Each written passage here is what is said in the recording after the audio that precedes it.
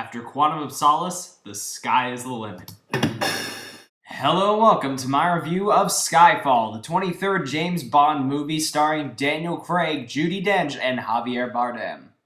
The plot of Skyfall is actually quite simple. It centers on James Bond, played by Daniel Craig, who's attempting to find the culprit who stole this flash drive that has the identities of all the MI6 agents on it, only to find out that the culprit is in fact this agent named Silva, named Javier Bardem, who has a personal vendetta against his boss M, played by Judi Dench. Skyfall was really a make-it-or-break-it film for me. Daniel Craig really hit the ground running in the brilliant Casino Royale, and then flipped out and failed completely in the awful Quantum of Solace. So this movie is really the deciding factor in whether or not we can fully accept him as our James Bond. And I'm happy to report that this movie fully delivers on that and then some. Firstly, I gotta hand it to Daniel Craig in this film. He really steps up his game and truly becomes the James Bond we know and love in this film. In the other two films, he was more of an angry brute, but in this film, he finally brings that great cheeky sense of humor that Bond is known for without going over the top about it, while still giving the character a lot more depth than previous iterations have, and giving him that very human side while also keeping everything we love about James Bond. This version of James Bond is suave and smooth and yet brutal and hard-hitting, and Daniel Craig just knocks it out of the park in this film. And this is the first time where you see Daniel Craig and you don't think that's Daniel Craig, you think that's James Bond. The other performances in the movie all around are excellent. Judi Dench, Javier Bardem, and Ralph Fiennes are all great, particularly Javier Bardem as this rather over-the-top villain named Silva. It's really interesting to watch him because in the trailer, if you look back at my trailer thoughts video I did a few months ago, I thought that they were going to play him up as almost a Joker-type villain, this kind of super menacing guy.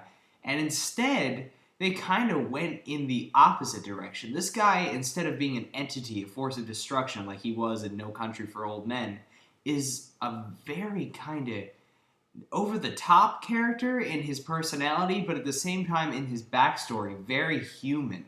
And you see what brought him to this point completely, and they establish a very touching backstory for him, so the fact that he's become this over-the-top personality is really well explained, and Bardem really takes it to that extra 15 that's needed to sell the character and does an excellent job. So far, in the lexicon of Daniel Craig Bond movies, he's by far the best villain.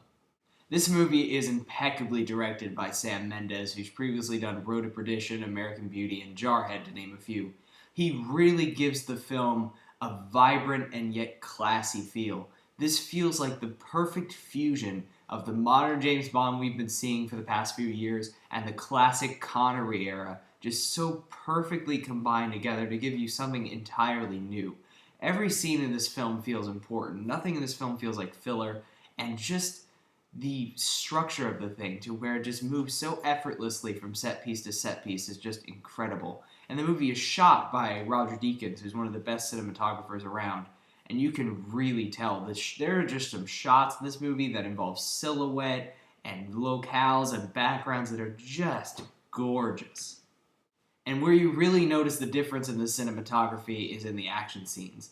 Unlike Quantum of Solace, which was cut so quick that it was just impossible and incomprehensible to tell what was going on, Deakins really shoots the film with this wonderful eye for what's going on and the highlights of the scene, and just really just gorgeously, along with Mendes, stages these incredible action set pieces. Mainly there's three that are just absolutely gorgeous. There's an opening set piece, a chase, that's one of the best car chases you'll ever see, a fight in silhouette that's just gorgeously shot, and an ending climax that I won't spoil, but let's just say inspires memories of a certain comedy from the 1990s.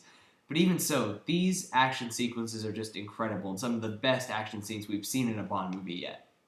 And also, the movie is chock full of references for Bond fans, and also sets up the series in a way to where the rest of the movies are really going to be a tribute to the Connery era, and I personally can't wait to see them. There really are very few flaws in this movie. Any problems I really have with this are so minor. It's really not even worth mentioning. Like, honestly, my number one complaint is that the gun barrel doesn't start off the film. And that's a pretty solid movie when your biggest complaint is something that menial. Overall, Skyfall is not just an incredible action film and an incredible Bond movie, but an incredible character movie as well. Everybody from Bond to M to Silva to Q are incredible and entertaining to watch, and the movie strikes a perfect balance between darkness and humor and fun, and it's one of the best blockbusters I've seen in a long time, and one of the best movies of the year. I easily give Skyfall 4 out of 4 stars. And that was my review of Skyfall. I hope you enjoyed it. If you did, please subscribe to my channel, and until next time, I'm Movie Kid Mike.